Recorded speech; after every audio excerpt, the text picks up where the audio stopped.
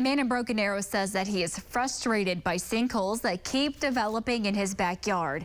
He says he has spent years and thousands of dollars dealing with the problem and feels like he can't get any help to figure out why it's happening. News on 6's Jordan Tidwell has this story. I don't want to get too close to this corner because, like I said, my son actually fell into a sinkhole last summer. Brian Abel's backyard is supposed to be a place he can enjoy and relax. It does put a damper on it because being on a greenbelt's a real blessing. Brian's family moved into the house near Olive in Houston and Broken Arrow in 2010.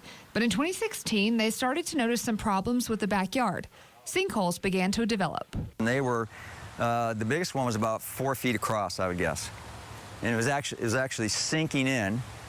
And depending on when you went and looked, after it rained or whatever, you could actually look down like 6 or 8 feet easily. He called a construction company in 2019 who came out to fix the issues. He says he was told the retaining wall in the back was in good shape, and they helped to resod the yard. Everything looked great for about 9 months. And then I noticed that the earth was starting to sink again. Brian says he's called the city to see if they could see if there was a water leak, and there wasn't. He asked about leaks in the sewer line and a nearby storm drain, but leaks weren't found there either.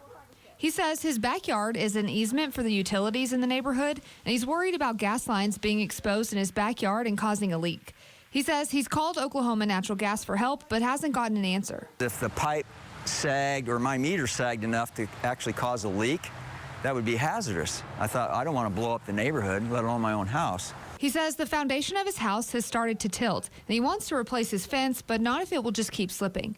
He feels like he's done all he can do and just wants some help. I've talked to engineers, civil engineers, I've talked to all kinds of people in city, county, state, federal level, and nobody seems really concerned about it. In Broken Arrow, Jordan Tidwell, Oklahoma's Own, News on 6. Oklahoma Natural Gas says that they will be sending a representative to Abel's house and will work directly with him.